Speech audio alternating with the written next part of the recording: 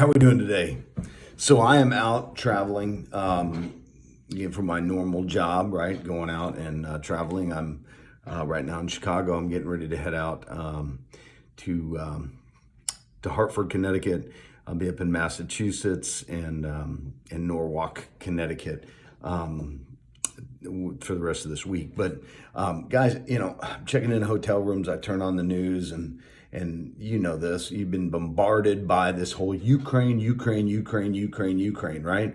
We're seeing these images where civilians are getting killed, and guys, that's war, right? That's war. That's collateral damage in war. It happens.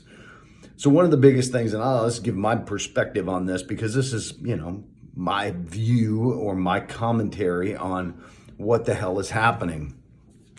So I really believe that, number one, this could have all been avoided, and it could have all been avoided in the beginning, on the get-go, right? On the front end.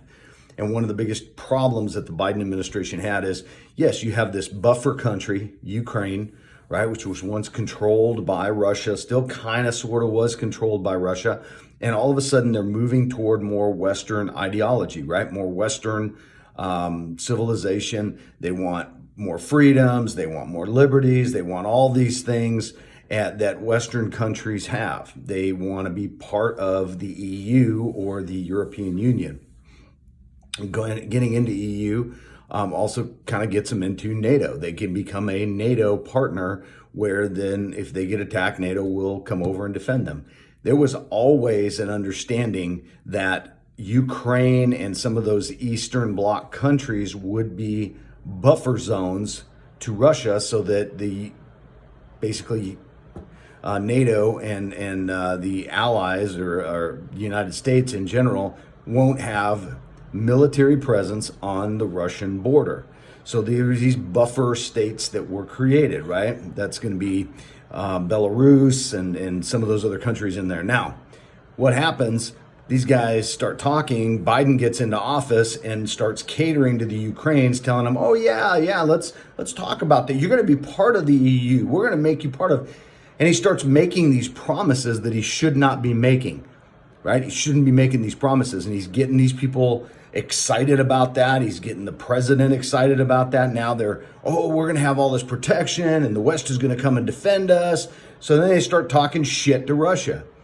Well, they start moving toward what they believe, and this is the Ukrainians, they start moving toward what they believe is a membership into the EU, into NATO, and they start not playing ball with the Russians.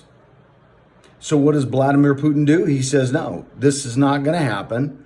You are starting to now become a rogue state. We freaking own you. You will do what we tell you to do, and you're not moving toward that. And they basically threw up the middle finger. And he basically said, fuck it, it's war. And he started massing troops. They should have at that time dialed back the rhetoric. But again, this is the problem with politics, right? And we're seeing this now with the Democratic Party. They talk a lot of shit. They promise us a lot of crap. And it never comes to fruition. It never freaking comes to fruition. Oh, we're going to guarantee this. We're going to talk about this. We're going to talk about that. Promises. And just like a parent who promises a child a lot of shit and never follows through with it, eventually the child gets let down and things go south. And that's exactly what's happening here.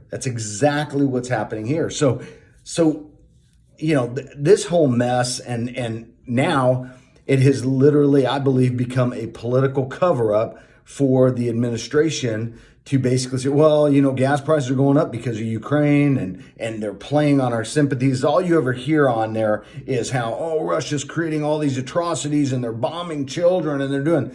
Look, then if you're going to put up a resistance and keep people there and people are going to stay there and they're going to say, hey, look, we're going to fight, then yeah, there's going to be some collateral damage. I mean, you can't go into a combat zone and fight a war and have kids around thinking that the other side is going to friggin' play by your rules. It doesn't work that way. And I will promise you this, the Chinese aren't going to freaking play that way either. The Chinese are not going to play that way. And there's how many other wars are going on around the world right now? Does anybody even know that there's a war going on in Yemen? There's a war going on in Syria. There's all these other little wars and conflicts going on. But because they don't have necessarily Western ideologies, we don't ever hear about the atrocities that happen there. There are thousands of people being killed and murdered every single day. And we're talking about the civilian populations. There are thousands of people being killed all across the globe every single day. You got, people dying in China, right? And the Uyghurs, they're getting, they're being put in these camps. They're forced labor camps. These people are dying in these camps. We don't say anything, right? And part of that is going to be because they don't have the access to some of the internet, and they're not getting the word out and the messaging out. Does that play on everybody's heartstrings? Absolutely. Nobody wants to see a child or a woman or an elderly person get killed, right? Nobody wants to see that. But they broadcast these images because they want everybody to go, oh, see, now it's okay for gas to be $8 a gallon because, well, they're killing kids and I'd rather pay a lot more for gas and kids dying. Here's the reality. Here's the fucking reality. Those people are going to die regardless. And all we have right now is the administration not following through on anything that they say. Talked about, we got to become energy independent. Well, I don't know if you guys know this, but a lot of the fossil fuels that we burn go to power our power plants that create the electricity to charge your fucking electric car. If that shit gets cut down, you can have all the electric cars you want at $60,000 a pop. But if you can't fucking charge it because they shut the freaking power down because they don't have enough to feed everybody, guess what happens to the cost of that power? It goes through the roof. Now, people not only can't freaking power their cars, they can't even heat their homes. They can't run their electricity. They can't watch TV. They can't have any of the basic essentials. This whole clean energy shit, guys, they literally go through so many toxins, toxic products, and the building of batteries, for example, the building of solar panels, the building of all that shit, that in itself leaves a bigger carbon footprint than what we're already doing with fossil fuels. And the thing about it is too, batteries have a life. Every year your batteries start to wear down. What happens to those batteries once they have gone beyond their life expectancy or they need to be replaced? What are you going to do with that shit? You're going to pollute the freaking earth. You're going to put it in the ground. You're going to have to dispose of those chemicals. There's no refining of that shit and reusing it. So this is all these talking points that are feel-good points, right? Everybody plays on emotion. Guys, emotion is the biggest thing that you play on in sales, is you play on emotion. So you get emotions involved, and then what happens? People get emotionally connected. Oh my gosh, we got to do the right thing. We got to do this. We got to do that. And they make bad decisions based on emotions. How many women go back in abusive relationships, go back to the abuser simply because of the emotional tie they have to the abuser? A lot, right? Well, we got to protect the kids, so let's do this. And then we do that, and guess what? The kids still freaking die. Shit still, you don't want to drill and do oil in the United States. You don't want to have domestic oil, but you're getting it from a country who's doing 10 times more pollution, getting that oil, extracting that oil and those natural resources out of the ground, natural gas, coal, and all that shit. You're going to countries that do it less efficiently, more dirty, not as clean, not as responsible than the United States. And then you talk about, oh, well, see, we're doing our part. Okay, so you're hurting the environment more by going to those countries, but we don't want to do that here. It's okay if they do it, but it's not okay if we do it. So we're mining all that shit and getting all that shit more responsibly and cleaner than anybody else, but we don't want to have to do that. So we're going to buy the dirty shit from everybody else, let them pollute the fucking planet so that what? We can feel good about ourselves? Guys, that makes no sense.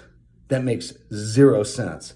And then you're trying to tell everybody, well, we're just going to everybody's going to get electric cars. Guys, electric cars are not affordable. Most people are not driving around in a $60,000 freaking car. But again, it's that play on words, right? Oh, we're going to make it more affordable. It's never going to be more affordable. The more something is in demand, the higher the cost. The more something is in demand, the freaking higher the cost.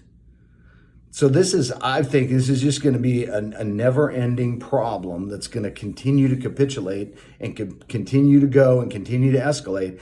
And the reality is there is nothing that is going to happen to turn what is going to happen in Ukraine. Russia will eventually take over Ukraine. And yeah, everybody's talking about how slow and methodical it is right now. Well, maybe the Russians are just worried that because of that collateral damage, that's why they're not carpet bombing and doing a bunch of shelling. And, they could be more aggressive. And then what? And the reality is the more the United States gets involved by supplying these people, the more pissed off Putin's going to be. And this guy has a nuclear arsenal at his disposal. He also got the Chinese backing him up. So now you're going to have two fronts that you're going to have to fight. Do we really want to get into a war with Russia and with China?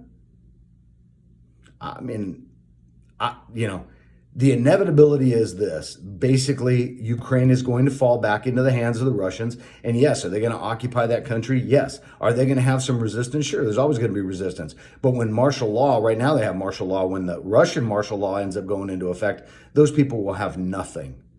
They're going to have everything taken away. The borders are going to become locked down. They're going to be more and more secure. That's why people are fleeing in addition to that, because they know what the Russian oppression and Russian occupation looks like. So I think this is just going to be, all we're doing is delaying the inevitable. And they're talking about all this stuff. They're sitting there talking to these people. Oh, we want to get you all this help and all. These are empty promises that are never going to come to fruition. They're never going to come to fruition, especially since Europe cannot stop buying Russian oil. So they're funding this whole thing. And the only thing that this is going to do is it's going to cause other countries to say, look, these people are going to basically be talking out of their ass. They're lying to you every time they tell you something. And the more they talk, the more the United States talks, the more they make promises that they're not going to fulfill, the less credibility we are going to have in the world among any of our allies. And they're going to know that, you know what? The United States is not going to be there to come to their aid. They're not going to be there to come to their rescue. And the reality is we are not going to another global war or World War III over Ukraine. It's not going to happen. You can show all the scenes that you want. I really believe right now they're just showing you those scenes of those people to justify the inflation that's going on. That's actually been happening prior to even Russia going into Ukraine, right? Inflation was going up, gas prices were going up. So now they're just using this as an excuse. So now they can backpedal and bike and go, look, I tried to do everything, but boy, that war in Ukraine, that tore everything up, man. All the freaking, the resources we were getting from there. And oh my gosh, that's why the prices are all high. It's Russia's fault, not my fault. Well, if you're smart, that's bullshit. If you're not, then you're going to buy into the lie. This goes back to, guys, you're either a player in the game or you're being played. And right now, I think the Ukrainians are being played. And the players in this game, they know what the outcome is going to be. And giving a bunch of billions and billions of dollars and sending that overseas for quote unquote humanitarian purposes, those people will never see that money. Those people will never see that money. That money will go to everybody else and all of the logistics and all of the administrative costs and everything. For every $1 that we give in aid, you would be lucky if 5 cents or 2 cents of that dollar actually go toward feeding people and helping people. That's just the way it works. Pick a fucking charity. And then look at where they spend their money. Most charities, guys, for every dollar, 5 cents or less goes to the actual cause of the charity. The rest of it goes toward administrative costs. And that's why these guys are flying around in private jets and fucking, living in multi-million-dollar homes. But hey, we're running a big charitable organization. Are there some organizations out there that do help people? Absolutely, but you got to do your research into who those people are. I'm not gonna promote any of them. I'm not gonna bash any of them, other than the fact that you got to be really careful who you donate your money to. So that's my take on what's going on in Ukraine. Look, do I feel bad that little kids are dying? Absolutely. If you've ever experienced war, you know there's going to be collateral damage in that. There's going to be collateral losses. Those are going to be in the civilian population. And look, the inevitability is Ukraine will fall to Russia. And the more the United States gets involved, the more we put our European partners at risk against being attacked. And if that's what Putin wants, in the end, he's going to get it. And it's going to be that threat of nuclear war that's going to cause everybody to just give in to his demands. And that's eventually going to happen. But right now, this country, the United States, is led by a bunch of feckless idiots that don't understand foreign policy. Now, I'm not a foreign policy expert, but I am a pretty common sense guy. And the common sense to me right now says, what the fuck they're doing ain't fucking working. They need to shut the fuck up, and they need to stop making promises that they can't deliver on. But that's politics. All right? That's my take. I hope you guys enjoy this video. If you haven't already, smash that subscribe button and leave some comments below. Give me your input and what you think is going on. Let me know what you think of the video. Give me some thumbs up if you like it. And we'll see you again on the next one. Maybe in the next couple days. When I'm out in the Connecticut area or in Massachusetts, I'll throw up another video. Thanks for watching. See ya.